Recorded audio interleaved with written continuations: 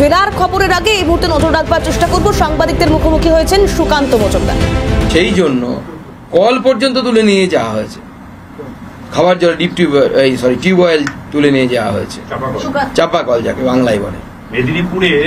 পূর্ব মেদিনীপুরের জেলা শাসককে সরিয়ে দিয়েছিল নির্বাচন কমিশন, ভোট শেষ হতেই আবার তাকে পূর্ব মেদিনীপুরে নিয়ে আসা হচ্ছে জেলা শাসকের দায়িত্ব। এবং এই জেলায় দুটো সিটি আপনারা পেয়েছেন না, সে তো মমতা বন্দ্যোপাধ্যায় বরাবরই করেন। আমি যখন 19-এ প্রথম জিতেছিলাম, জেতার পর আমার ডিএম এবং এসপি দুজনকে ট্রান্সফার করা হয়েছিল। আবার বিধানসভা নির্বাচনের সময় নির্বাচন কমিশন অন্য একজন কে ডিএম এর দায়িত্ব দেয়, ভোট হয়ে যাওয়ার সঙ্গে সঙ্গে তাকে পরিবর্তন করা হয়। এবার আমি জিতেছি, আবার হয়তো আমার ডিএম এর পরিবর্তন হবে। এ তো তৃণমূল কংগ্রেসের দায়িত্ব, ভোটে জেতানোর দায়িত্বটা হচ্ছে ডিএম এবং এসপি। যে ডিএম এবং এসপি অসফল হবে তাকে সরাতে হবে, পার্টির নেতাদের মতো যেরকম হয়। আচ্ছা, 100 দিনের কাজ আর আবাস নিয়ে আপনাদের সরকারের যা স্ট্যান্ড, আসন সংখ্যা কমে যাওয়ার পরেও, ম্যাজিক ফিগারে না যাওয়ার পরেও কি বাংলা নিয়ে সেই একই স্ট্যান্ড থাকবে নাকি একটু নমনীয় হবে? সময় আসুক, এখনো সময় আসেনি বলতে আমাদের মনে হয় এগুলো ভাবার। সুকান্ত মজুমদারের ব্যাটন কি তাহলে শুভেন্দু অধিকারীর হাতে? সে তো দল ঠিক করবে। তবে দল আপাতত আমাকে রাজ্য সভাপতি রেখেছে। যতদিন রাজ্য সভাপতির পদে অন্য কেউ না আসীন হচ্ছে, ততদিন পর্যন্ত রাজ্যের দায়িত্ব আমার। নিয়ম মতো কি আপনাকেই প্রাথমিক কোনো নাম প্রস্তাব করতে হবে? এরকম কোনো নিয়ম নেই। বলছি, নিউ টাউনে রেস্টুরেন্ট মালিককে মারধরের ঘটনা ঘটেছে, সোহমে অভিনেতার বিরুদ্ধে অভিযোগ উঠেছে। রেস্টুরেন্ট ম্যানেজারের অভিযোগ হচ্ছে যে আমার বিরুদ্ধে মামলা হলো আর আমরা ওদের বিরুদ্ধে অভিযোগ দায়ের করেছি। এখন আমার বিরুদ্ধে বক্তব্য না নিয়ে পুলিশ আমাদেরকে হেনস্থা করছে, অথচ আমাদের কোনো বক্তব্যই নিচ্ছে। দেখুন, পুলিশ তো নেবে না, যেহেতু তৃণমূল কংগ্রেসের মানা আছে। নচেত পুলিশ তো যারা মার খেয়েছে তাদের উপরে লাফিয়ে পড়বে, যাদেরকে পারলে জেলে ঢুকিয়ে দিত। যেহেতু মিডিয়া জিনিসটিকে ধরেছে এবং সবার সামনে চলে এসেছে, তাই হয়তো সেই ব্যক্তি এতক্ষণ জেলের বাইরে আছে।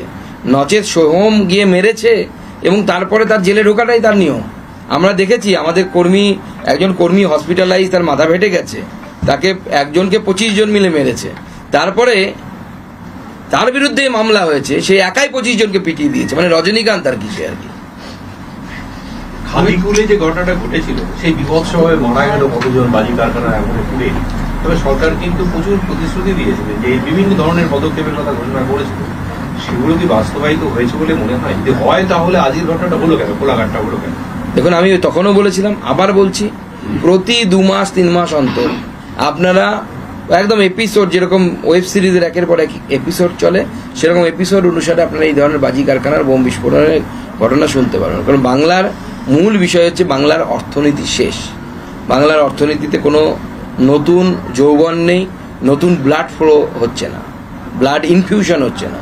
তার ফলে যত বেআইনি ধরনের কারবার আছে, যখন আপনার ফর্মাল ইকোনমি কাজ করে না, ফর্মাল অর্থনীতি কাজ করে না, কোলাপস করে যায়, তখন ইনফর্মাল অর্থনীতি চলে।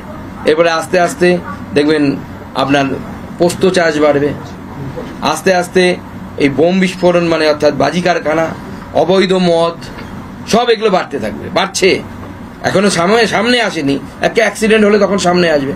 কিন্তু এটা ইকোনমির নিয়ম, যখনই ফর্মাল ইকোনমি আপনার কোলাপস করবে, ইনফর্মাল ইকোনমি তখন গ্রো করবে। কিন্তু সরকার নিজেই তো বলেছেন, মঞ্চে মঞ্চে মুখ্যমন্ত্রীও বলেছেন যে আমাদের পোস্ত চাষের অনুমতি দেওয়া হোক, কেন্দ্রীয় সরকার দিক আমাদেরকে।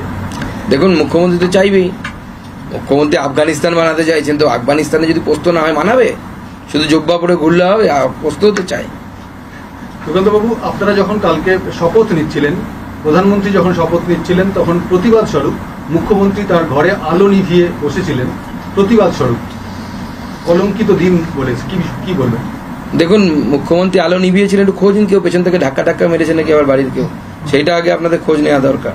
আলো নেবানোটা ওনার জন্য সেফ নয়, উনি আলো জ্বালিয়েই থাকুন, সেটাই ভালো হবে। বাড়িতে কে কখন পেছন থেকে ধাক্কা মেরে দেবে মুখ্যমন্ত্রী হওয়ার জন্য, তখন মুশকিল হয়ে যাবে।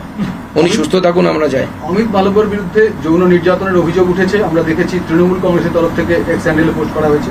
আজকে কংগ্রেস তারা আলাদা করে তাদের যে আইটি সেলের প্রধান, তিনি তৃণমূল কংগ্রেসের পাশে দাঁড়িয়েছেন এবং ইস্তফা দেওয়া বা পদ থেকে সরিয়ে দেওয়ার দাবি তুলেছেন। ইন্ডিয়া জোট এই বিষয়টাতে তৃণমূল কংগ্রেসের পাশে দাঁড়াচ্ছে। আমার মনে হয় এই অভিযোগ সর্বৈব মিথ্যে, কারণ কোনো মহিলা তো কেউ অভিযোগ করেনি, কোনো মহিলাই অভিযোগ করেনি। আপনারাও নিশ্চয়ই দেখেছেন কোনো মহিলার অভিযোগ নেই। কে একজন ফেসবুকে পোস্ট করেছে, সেটাকে নিয়ে তৃণমূল কংগ্রেস এক্স হ্যান্ডেলে পোস্ট করছে, তো অদ্ভুত ব্যাপার। তো কালকে তো অন্য কেউ একজন ফেসবুকে আপনার বিরুদ্ধে লিখতে পারে।